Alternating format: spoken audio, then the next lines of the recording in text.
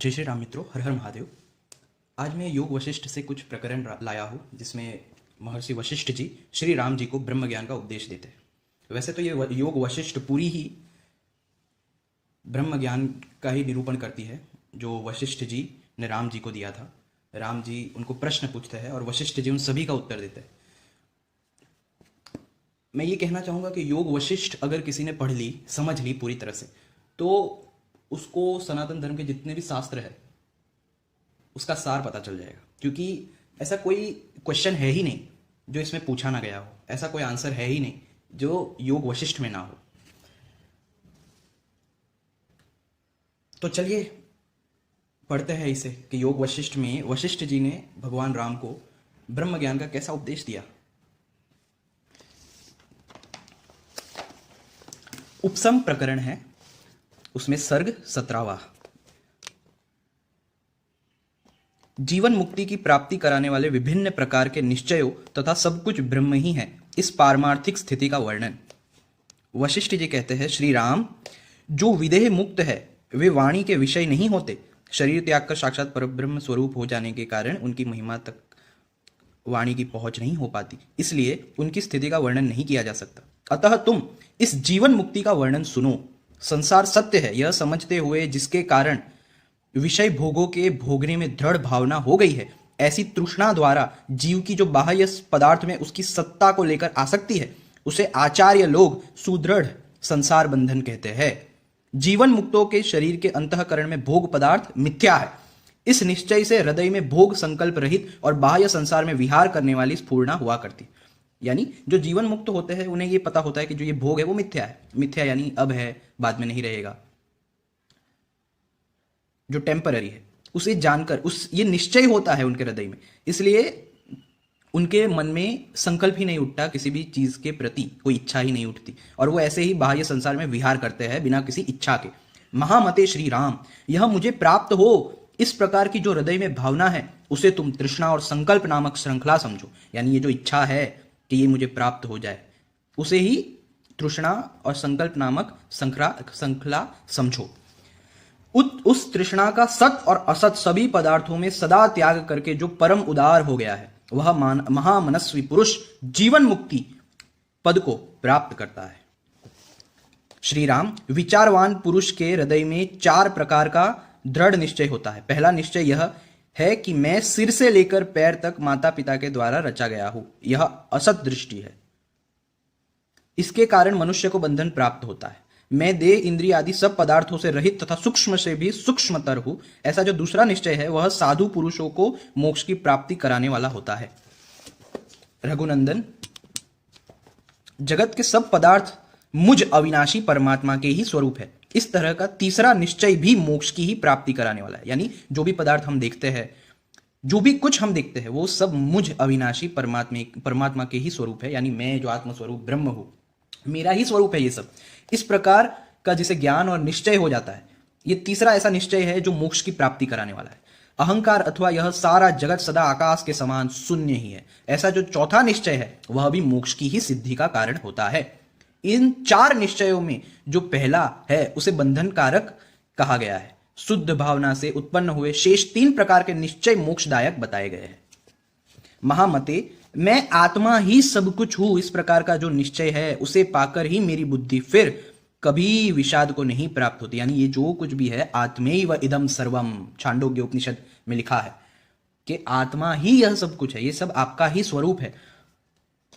तो ऐसा अगर निश्चय हो जाए तो उसे पाकर मेरी बुद्धि फिर कभी विषाद को नहीं प्राप्त होती। आत्मा की महिमा ऊपर नीचे और अगल बगल में सर्वत्र व्यापक है, सब आत्मा ही है। ऐसे आंतरिक निश्चय से युक्त पुरुष कभी बंधन में नहीं पड़ता। जैसे अपार महासागर पाताल तक जल से भरा हुआ है, वैसे ही ब्रह्मा से लेकर कीट पतंग तक सारा जगत परमात्मा से परिपूर्ण है। इसलिए एकमात्र ब्रह्म ही नित्य और सत्य है, उससे अतिरिक्त जगत की कोई सत्ता नहीं है। ठीक वैसे ही जैसे सारा समुद्र जल ही है, उसके भिन्न तरंग आदि कुछ नहीं है। जैसे सोने के कड़े, बाजबुंद और नुपुर आदि स्वर्ण से भिन्न नहीं है, उसी तरह वृक्ष तृण आदि कोटि कोटि पदार्थ आत्मा से भिन्न नहीं है। परमात्ममयी अद्वैत शक्ति ही द्वैत और अद्वैत के भेद से जगन निर्माण की लीला को करती हुई विस्तार को प्राप्त होती है। वास्तव में न तो अहंकार है और न यह जगत ही है। यह सब कुछ केवल निर्विकार शांत विज्ञानानंद धन ही प्रकाशित हो रहा है। यह संसार न तो असत है और न सत ही है। सदा यही समझना चाहिए। परम अमृत अनादि सब ज्योतियों को प्रकाशित करने वाला, अजर अजन्मा अचिंत्य निष्कल निर्विकार, संपूर्ण इंद्रियों से रहित, प्राणों का भी प्राण, समस्त संकल्पों से रहित, कारणों का भी कारण, नित्य उदित परमात्मा, व्यापक चिन्मय प्रकाश स्वरूप, आकाश में परिपूर्ण अनुभव का बीज कारण, अपने आप में ही अपने आप का अनुभव करने योग्य आंतरिक आनंदानुभव स्वरूप ब्रह्म ही तुम, मैं और जगत है। उससे भिन्न कुछ नहीं है। इस प्रकार का निश्चय तुम्हें करना चाहिए।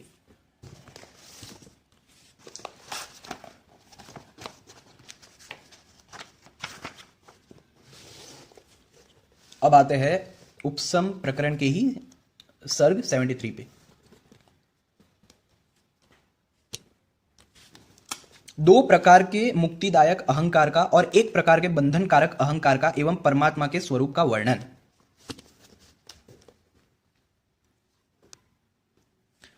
श्री वशिष्ठ जी कहते हैं, रघुनंदन, जिस चिंतामणि के तत्व को जानने वाले लोग चिंतामणि को प्राप्त कर लेते हैं, वैसे ही ऊपरयुक्त विचार दृष्टि से द्वैत भाव को त्याग कर आत्मा के स्वरूप को जानने वाले महापुरुष विशुद्ध आत्म स्वरूप को प्राप्त हो जाते हैं। श्री राम, अब मैं तुमसे दूसरी दृष्टि का वर्णन करता हूं, उसे तुम सुनो। मैं ही आकाश हूं, मैं ही आदित्य हूं, मैं ही दिशाएं हूं, मैं ही अधः हूं, मैं ही ऊर्ध्व हूं, मैं ही दैत्य हूं, मैं ही देव हूं, मैं ही लोक हूं, मैं ही चंद्रमा हूं, आदि की प्रभा हूं, मैं ही अंधकार हूं, मैं ही मेघ हूं, मैं ही पृथ्वी हूं, मैं ही समुद्र आदि हूं, एवं रेणु वायु अग्नि और यह सारा जगत भी मैं ही हूं। तीनों लोकों में सब जगह जो परमात्मा स्थित है वह मैं ही हूं। उस सर्वरूप परमात्मा से भिन्न परिच्छिन्न मैं कौन हूं? मैं कभी परिच्छिन्न नहीं हो सकता। देह आदि भी मुझसे भिन्न क्या है? एक अद्वितीय वस्तु परमात्मा में द्वैत कैसे हो सकता है? कमल नयन निष्पाप श्री राम, तुम ही बतलाओ। इस प्रकार इस संपूर्ण जगत के आत्म रूप से स्थित हो जाने पर कौन अपना और कौन पराया रहेगा? तत्व से भिन्न ऐसी कौन सी वस्तु है जो उसे यदि प्राप्त हो जाए तो वह हर्ष और विषाद से ग्रस्त हो? यदि उसकी ऐसी वस्तु के आ जाने से विषाद दिखाई पड़े तो वह तत्वज्ञ ही नहीं है किंतु मूढ़ ही है, क्योंकि ऐसा पुरुष जगन्मय ही होता है, सच्चिदानंदमय नहीं। रघुनंदन, दो प्रकार की अहंकार दृष्टियां सात्विक और अत्यंत निर्मल है। उनकी तत्वज्ञान से उत्पत्ति होती है। वे मोक्ष प्रदान करने वाली और परमार्थ स्वरूपा है। मैं सबसे परे, सूक्ष्म से भी सूक्ष्मतर और विनाशशील संपूर्ण पदार्थों से अतीत हूं, यह पहली अहंकार दृष्टि है, तथा जो कुछ है वह सब मैं ही हूं, यह दूसरी अहंकार दृष्टि है। निष्पाप श्री राम, इन दोनों से भिन्न तीसरी अहंकार दृष्टि यह है, देह मैं हूं। इस दृष्टि को तुम केवल दुखदायिनी ही जानो, यह कभी शांतिदायिनी नहीं होती। अब तुम इन तीनों ही अहंकारों को छोड़कर सबके शेष में रहने वाले अहम भाव शून्य पूर्ण सच्चिदानंद स्वरूप का अवलंबन करके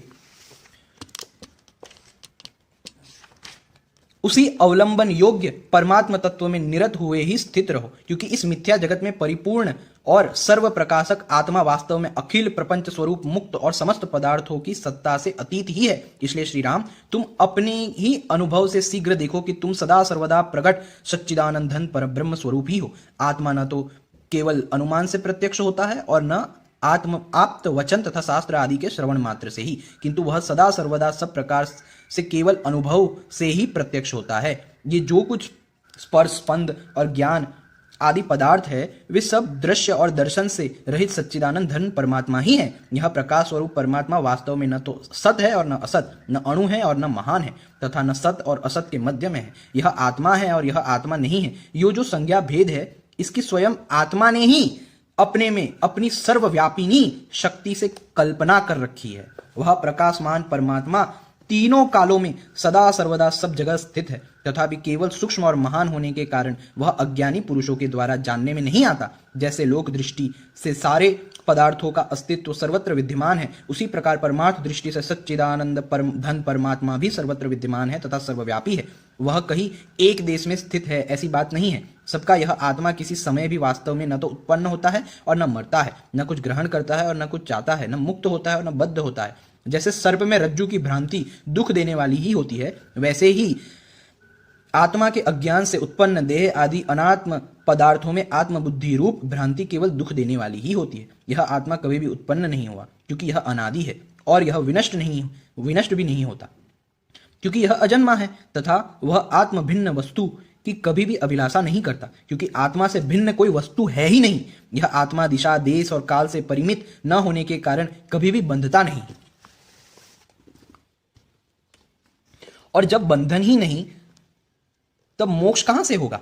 अतएव वास्तव में आत्मा बंध मोक्ष से रहित है। रघुनंदन, ऊपर युक्त गुणों से युक्त ही यह सब का आत्मा है, किंतु ये सब लोग शरीर का विनाश होने पर अविचार से मोहित हुए व्यर्थ ही रुदन कर रहे हैं। जैसे गेहूं आदि को पीसने के लिए निर्मित जल चक्की आदि यंत्र के द्वारा गेहूं आदि का पोषण चालू होने पर पुरुष केवल साक्षी मात्र से उक्त कार्य को करता है, वैसे ही आत्मज्ञानी विद्वान मुनि को बंधन और मोक्ष रूपी दोनों ही कल्पनाओं से रहित होकर देह आदि का व्यवहार करना चाहिए। संपूर्ण विषयों में अनासक्ति से संकल्प और कामना का अभाव हो जाने के कारण जो स्वतः ही साधक के मन का विनाश हो जाता है, उसी को आत्मदर्शी तत्वज्ञ महापुरुषों ने मोक्ष नाम से कहा है। श्री राम, तुम समस्त कल्पनाओं से रहित अवस्था को प्राप्त और आसक्ति रहित हो, अतः इस सगर पुत्रों के द्वारा खोदी गई समुद्र पर्यंत पृथ्वी का दीर्घ काल तक पालन करो।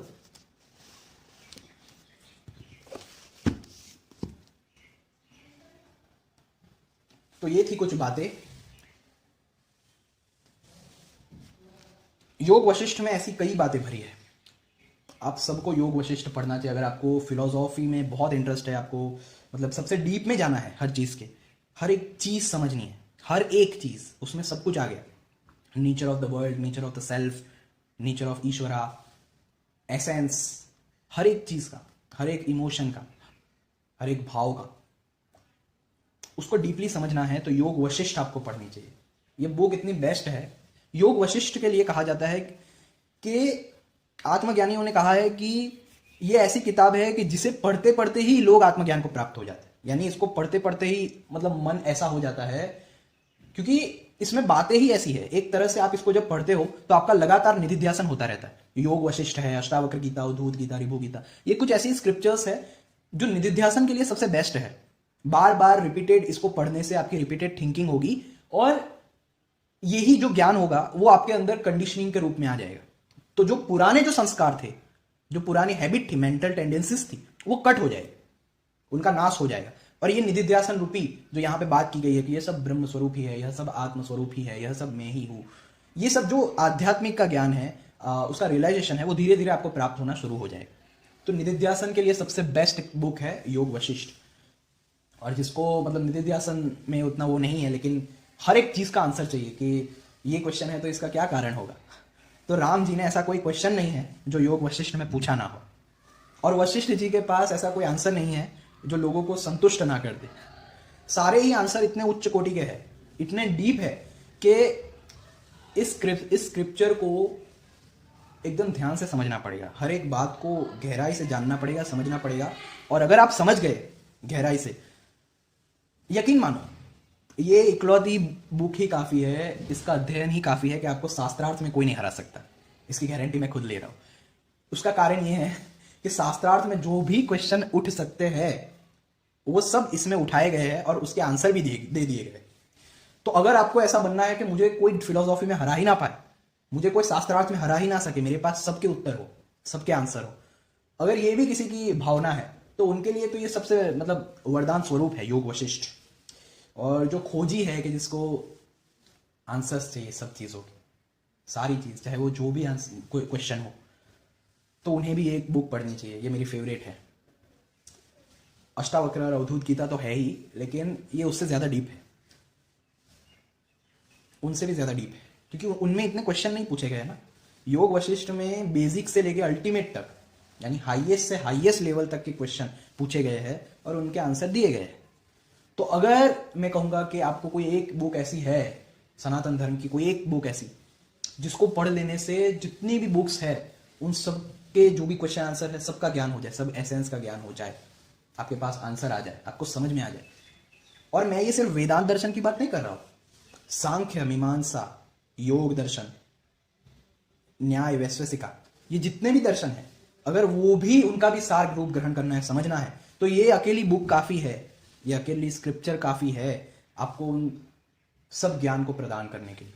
आपको सब कुछ समझ आ जाएगा, एक बार पढ़ो तो सही। पढ़ोगे तो आप खुद जान जाओगे कि मैं ऐसा क्यों बोल रहा हूं, क्योंकि फिर आपके पास ऐसा कोई क्वेश्चन नहीं रहेगा जिसका आंसर ना हो आपके स्वयं के पास। और इसे पढ़ते पढ़ते इतना परम आनंद में अनुभव करोगे कि अभी आपने कुछ, मान लो अगर आपने अभी कुछ स्पिरिचुअल प्रैक्टिस की ही नहीं है, कोई प्रैक्टिस ही नहीं करते हो, कोई साधना ही नहीं करते, लेकिन बस ये पढ़ रहे हो, तो ये पढ़ते पढ़ते ही उस लेवल तक की आपकी माइंड की फ्रीक्वेंसी चली जाएगी, उस लेवल तक आपका कॉन्शियसनेस चला जाएगा कि आपको ऐसा लगेगा जैसे कि मैं बहुत समय से साधना कर रहा हूं। इतनी एक्सटेसी, इतना आनंद इसको पढ़ते वक्त महसूस होता है, क्योंकि इसमें बातें ही ऐसी यूज की गई है, बातें ही ऐसी की गई है कि पढ़ने से ही रिलीफ मिल जाती है। ऐसा मिल जाता है कि सब सही है, ऐसा लगता है जो भी अगर डिप्रेशन में हो, कुछ भी हुआ हो किसी को, और अगर वो ये योग वशिष्ठ पढ़ ले, तो उसी वक्त, ये पढ़ते वक्त ही उसका वो सारा डिप्रेशन, सैडनेस जो भी है वो सब चली जाएगी और वो आनंद को अनुभव करेगा। अभी तो आत्मज्ञान प्राप्त नहीं हुआ, लेकिन सिर्फ पढ़ते पढ़ते ही, आत्मज्ञान के बारे में पढ़ते पढ़ते, जानते जानते, सुनते सुनते ही उसको ऐसा रियलाइजेशन हो जाएगा कि जैसे कि मैं सच में संतुष्टि को प्राप्त हो गया, मैं अपने स्व रूप में स्थित हो गया। पढ़नी चाहिए। और इसकी यूट्यूब में बहुत सारी ऑडियो बुक्स भी अवेलेबल है, अगर किसी को मतलब ऐसा भी होता है कि पढ़ने का टाइम नहीं होता लोगों के पास आजकल युग में, और टाइम तो ठीक है लेकिन पढ़ने का कंटाल आता है लोगों को, तो उनके लिए ऑडियो बुक्स भी है, ऑडियो वीडियोस भी है, बहुत सारे हैं। अगर आप सर्च करोगे योग वशिष्ठ तो बहुत सारे ऑडियो मिल जाएंगे। और ऐसा भी नहीं कि साथ में दूसरी सब बातें भी करेंगे, ऐसे ऑडियोज है कि जिसमें सिर्फ योग वशिष्ठ के रिलेटेड ही बोला गया है और कोई बातें की नहीं गई। जैसे हम कथाओं में देखते हैं कि भागवत की और वगैरह कथाएं चलती है, लेकिन भागवत की कथा कम होती है, संसार की कथा ज्यादा होती है। भागवत में से तो शायद ही कुछ कहा हो, कुछ सुनाया हो, उससे ज्यादा तो कथावाचक आजकल बाहर की ही बातें करते रहते, जैसे कि हम बाहर की बातें सुनने आए हो। अरे बाहर की बातें हमने सुन रखी है, तभी तो कथा सुनने आए हैं, हमें कथा सुनाओ। तो योग वशिष्ठ के जो ऑडियोज है उसमें ऐसा नहीं है, उसमें कोई बाहर की बातें नहीं है, ऐसे बहुत सारे हैं, आप सर्च करोगे तो पता चल जाएगा। तो ये पढ़ने लायक है, सुनने लायक है। मैं तो यही कहूंगा, जिसको सच में सनातन धर्म में इंटरेस्ट है, जिसको सच में ज्ञान प्राप्ति में इंटरेस्ट है, उनके लिए योग वशिष्ठ से बड़ा वरदान और कोई हो ही नहीं सकता, हो ही नहीं सकता। तो इसी के साथ जय श्री राम, हर हर महादेव।